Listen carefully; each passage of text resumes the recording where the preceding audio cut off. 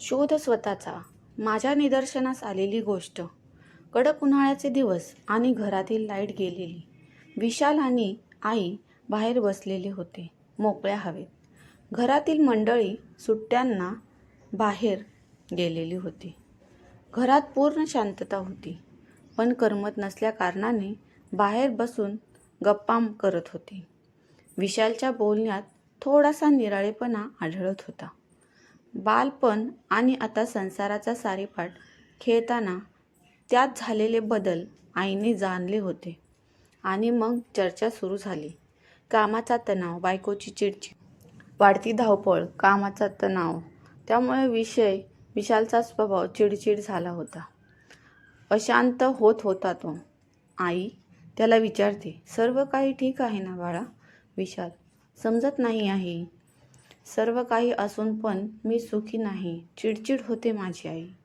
सर्व काही ठीक होईल लवकरच. विशाल चिडला आणि आईला म्हणाला, पण कधी? बोलणं सोपं असतं आई. विशालला समजवत नाही. बाळा, तू व विनाकारण दुसऱ्या गोष्टींच्या मागे धावतोयस. तुझं सुख दुःख सगळं काही तुझ्या हातात आहे. मग का त्यामागे पळतोय? सुख तुझा आंतरिक गुण आहे. लहानपणी तू गाडी खेळताना जर अचानक कोणी गाडी घेतली तर तू खूप रडायचा. त्याला जे पाहिजे ते तुला पाहिजे. मग थोडा मोठा झाल्यानंतर तुझ्या लक्षात यायला लागले की ती वस्तू खेळल्यानंतर समोरची व्यक्ती आपोआप देऊन टाकेल हे तुझ्याही लक्षात आले. मग तू रडून ही सोडून दिलं. तसेच सुख, प्रेम, समाधान सगळं काही तुझ्यामध्ये आहे. पण तू मात्र आता शोधण्यात व्यस्त झालाय. धावपळीच्या जगात तुला धावण्याची सवय लागली आहे.